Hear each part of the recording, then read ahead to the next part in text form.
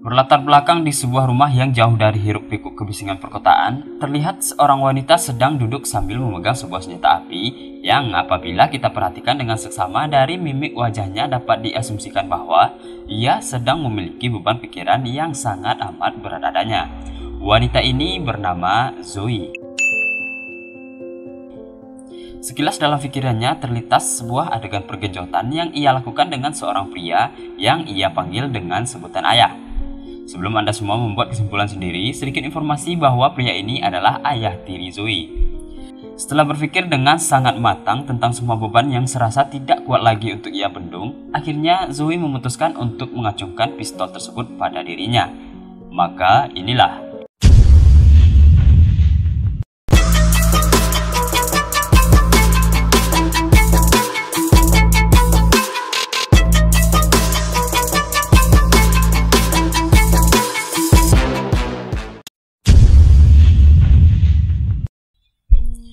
Di suatu malam, Zoe tengah dalam perjalanan ke suatu tempat bersama ayah tirinya yang bernama John. Mereka sedang menuju ke sebuah bar yang disinyalir berlokasi cukup jauh dari tempat tinggal mereka. Di saat mereka sedang minum berdua, John melihat seorang wanita sedang gabut duduk sendirian. Ia pun menugaskan Zoe untuk memprospek wanita tersebut yang kebetulan bernama Stacy. Setelah melakukan perbincangan yang tidak diadegankan, dengan mudahnya John dan Zoe akhirnya membawa Stacy untuk berkunjung ke rumah mereka. Saat telah memasuki rumah tersebut, John meminta Stacy untuk menutup matanya sembari membawanya memasuki sebuah ruangan.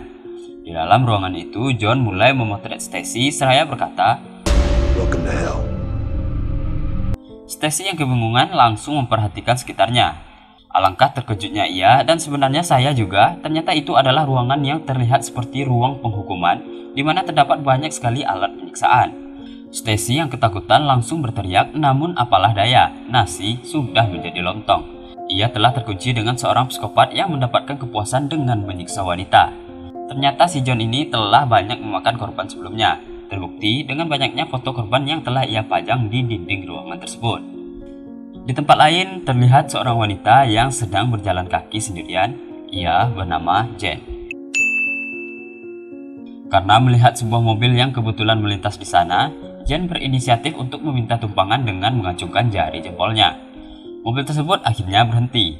Si pengendara yang bernama Scott mengajak Jen untuk naik ke mobilnya karena ternyata mereka sedang menuju ke arah yang sama. Di dalam perjalanan mereka pun saling berkenalan. Ternyata Scott adalah seorang deputi yang sedang menyelidiki kasus hilangnya seorang wanita di daerah tersebut, yang notabene-nya wanita itu adalah Stacy yang sedang menjadi korban penyiksaan si John. Di sini si Jen terlihat berbeda. Ia tidak seperti wanita biasa pada umumnya, namun latar belakangnya tidak diketahui. Hingga sampailah di tempat tujuannya, Jen pun turun lalu mereka pun berpisah. Kembali pada Stacy yang terlihat mengerang kesakitan setelah mengalami penyiksaan yang dilakukan oleh si John.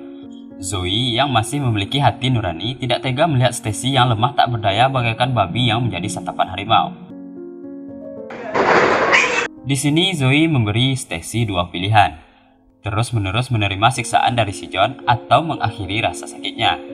Hingga sampai pada saat si John kembali ke rumahnya, alangkah terkejutnya ia karena menemukan Stacy yang telah mati tergantung karena ia memilih mengakhiri hidupnya. John yang telah mengetahui bahwa itu adalah campur tangan Zoe langsung memperingatinya untuk tidak kembali mengganggu mangsanya, sekaligus memaksa Zoe untuk membersihkan kekacauan yang telah ia timbulkan. Karena Zoe yang masih newbie dalam bidang pembunuhan ini, lantas John mengajarinya untuk memotong bagian tubuh Stacy satu persatu agar tidak ada lagi bukti yang dapat menyeret mereka ke dalam penjara. Ya, karena pada dasarnya wanita tercipta lebih lemah daripada pria, Stacy pun tak lagi sanggup untuk melakukan pekerjaan itu dan pergi dari sana. Keesokan harinya di kantor polisi, Scott yang masih sibuk dengan kasus hilangnya wanita itu menerima laporan perusakan yang dilakukan oleh segerombolan anak kurang ajar. Saat sampai di TKP, anak-anak yang jahilnya minta ampun juga mengerjai Scott dengan mengempeskan ban mobilnya. Karena secara kebetulan tidak membawa ban serap, maka Scott terpaksa harus mencari bengkel yang berada di daerah sekitar sana. Disinilah awal mula pertemuan Scott dengan John yang ternyata kesehariannya adalah seorang mekanik yang membuka sebuah bengkel ketok magic yang tidak menjual ban mobil. Lantas Scott pun meminta bantuan pada John untuk membantunya mengantar mobil tersebut ke tempat perbaikan terdekat. Selama dalam perjalanan mereka pun berbincang-bincang. Dalam perbincangan itu terkuaklah sebuah fakta menarik bahwasannya John di sini dahulunya adalah seorang marinir yang saat ini tidak lagi bertugas. Begitu juga dengan Scott yang dahulunya juga merupakan seorang marinir, namun sekarang ia telah menjadi deputi. Nah, di saat itulah Scott yang sudah sampai di kantornya mulai mendengar kabar miring tentang keluarga John dan Zoe dari rekan satu kantornya hingga membuat ia menjadi sedikit curiga. Kembali lagi, John mulai mencari mangsa selanjutnya. Seperti sebelumnya, di bar yang sama, John dan Zoe kembali mencari wanita yang akan menjadi mangsa si John. Saat Zoe ingin menambah minumannya kepada bartender yang kebetulan adalah si Jen, saat itulah John kembali menemukan seorang wanita muda yang memiliki riasan bagaikan seorang anak metal yang tentu saja dengan atribut serba hitam. Ia bernama Annie. Karena memang pada dasarnya wanita sangat lemah ketika dirayu oleh pria, maka dengan mudahnya John membawa Annie pulang dengan alih-alih akan mengadakan pesta di rumah mereka. Saat sampai di rumahnya, seperti sebelumnya, John juga meminta Annie untuk menutup matanya sebelum masuk ke ruangan penyiksaan. Dan di saat ia membuka matanya,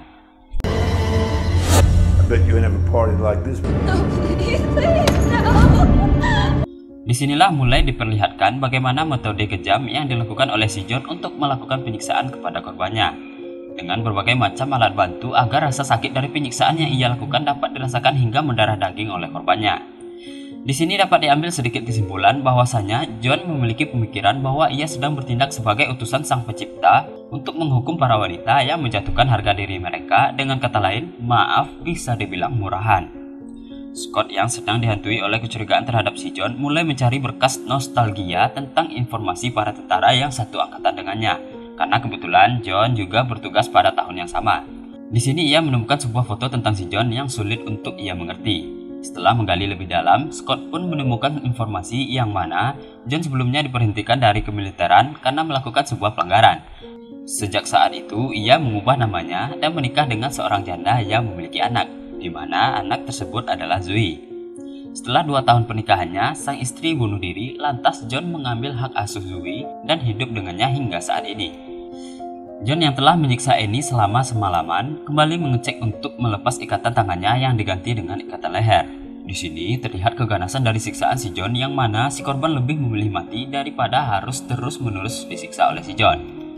Zoe yang merasa gabut pergi ke bar tempat yang biasa mereka kunjungi. Di sini secara face to face tanpa adanya orang lain di dalam sana, Zoe pun mulai sedikit PDKT seraya berbincang-bincang bersama Jen untuk mencairkan suasana. Di tengah perbincangan mereka datanglah John yang sedikit tidak suka ketika melihat Zoe pergi sendirian sehingga ia pun marah-marah dan kembali membawanya pulang. Sesampainya di rumah kembali membangkitkan jiwa psikopatnya, John meneruskan penyiksaannya terhadap Annie. Namun Zoe yang tak kuat melihat penyiksaan yang dilakukan oleh si John mulai mengambil pistolnya dan memutuskan tindakan yang akan ia lakukan. Setelah berpikir cukup lama dengan bermodalkan sebuah pistol tadi, Zoe pun memasuki ruangan penyiksaan sembari menodongkan pistol itu kepada si John. Ia berniat untuk mengakhiri penderitaan yang sedang dialami oleh Annie. Maka kembali lagi ia menawarkan 2 pilihan pada si Annie. Terus menerima penyiksaan si John atau menarik pelatuk pistol yang ia arahkan tepat ke tenggorokannya. Setelah melewati beberapa detik yang menegangkan, akhirnya Annie memutuskan untuk mengakhiri hidupnya. Pada esok hari saat terbangun dari tidurnya dengan bayang-bayang Annie yang masih menghantui dirinya, Zoe merasa badannya kurang sehat. Karena makanan di rumah mereka kebetulan habis pada saat itu, maka John memutuskan menemani Zoe untuk pergi ke supermarket. Di sini Scott yang memang sedang menyelidiki tentang mereka berdua memaksa Zoe untuk berbicara dan ingin membantunya agar bebas dari genggaman si John. Tapi Zoe yang masih setia pada si John tidak mengindahkan sedikit pun perkataan Scott. Atas tindakannya itu membuat si John geram serta mengurangi kepercayaannya kepada Zoe. Hingga pada malam harinya saat Zoe sedang membersihkan kamera di dalam ruangan penyiksaan, tiba-tiba John mengunci pintunya sehingga Zoe terkurung di dalam. Zoe yang merasa panik karena akan dijadikan mangsa penyiksaan oleh si John mulai berteriak histeris. Namun saat lubang pengintipnya terbuka, John tertawa puas karena ia baru saja melakukan prank pada Zoe yang sempat membuatnya ketakutan setengah mati. Sepertinya walaupun memiliki jiwa yang sedikit psikopat dengan suka menyiksa para wanita, si John masih memiliki rasa kasih sayang terutama kepada Zoe. Pada malamnya, John dan tentu saja bersama Zoe kembali mencari mangsa di bar yang sama. Kali ini mereka tertarik pada si Jen yang sedang duduk sendirian. Dengan pesona aroma jantan yang ia miliki, seketika Jen langsung masuk ke dalam perangkap si John. Saat John memesan minuman yang ia tambahkan sedikit obat tidur di dalamnya, saat itulah Zoe mulai memperingatkan si Jen untuk menghindar dari si John. Namun ya, apabila seorang wanita sudah terpesona dengan karisma seorang pria, bagaimanapun upaya untuk memisahkannya tetap akan terasa percuma. Dan sesuai rencana, dalam keadaan tak kuat menahan kantuknya, Jen pun dibawa oleh si John menuju kediamannya. Namun di tengah jalan, Scott yang masih mengawasi mereka mulai membuntuti dari belakang tanpa sepengetahuan John. Hingga saat sampai di rumahnya, John langsung mengikat Jen di meja periksaan. Ketika terbangun, Jen sempat menggigit tangan si John sehingga si John membalasnya dengan kejutan listrik. Di saat itulah, Scott yang mengendap-endap masuk ke pekarangan si John secara tidak sengaja menginjak jebakan yang telah dipasang oleh si John sebelumnya. Sontak Scott pun menjerit kesakitan sehingga dapat didengar oleh Zoe dan juga John. Zoe langsung membantu Scott untuk melepaskan jebakan tersebut. John pun ikut keluar meninggalkan Jen seorang diri. Disinilah Jen mulai menunjukkan aksinya. Ia ternyata bukanlah wanita sembarangan. Dengan bermodalkan anting yang ia pakai, Jen melepaskan semua kunci ikatan tangan dan kakinya lalu kabur dari sana. Si John yang mendapati Scott sedang mengerang kesakitan langsung memukulinya hingga pingsan, lalu menyeretnya masuk ke dalam ruangan periksaan. Lantas di sini ia pun mengetahui bahwa Jen telah melarikan diri karena menemukan meja tempat mengikatnya telah kosong. Maka ia pun lantas memburunya keluar rumah. Namun karena Jen yang sepertinya sudah berpengalaman dengan situasi seperti ini, ia pun mulai melakukan perlawanan dengan menusuk kaki si John dengan sebelah pisau.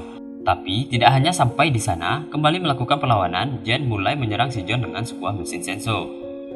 Singkat cerita, setelah melewati adegan menegangkan, akhirnya John harus meregang nyawa di tangan Zoe yang menembakinya secara bertubi-tubi hingga si John pun tewas di sana. Terlihat dari tatapan amarahnya bahwa Zoe sudah tidak tahan lagi menyaksikan perbuatan keji yang dilakukan oleh John yang akhirnya mendorong kemauannya untuk mengakhiri hidup ayah tirinya tersebut. Di akhir cerita, Zoe dan Jen mulai berkolaborasi untuk membuat sebuah tim di mana mereka mempunyai visi untuk menghukum para lelaki yang telah bersikap semena-mena terhadap wanita. Maka dari itu film ini pun tamat. So, sekian dulu buat kali ini and see you in the next video.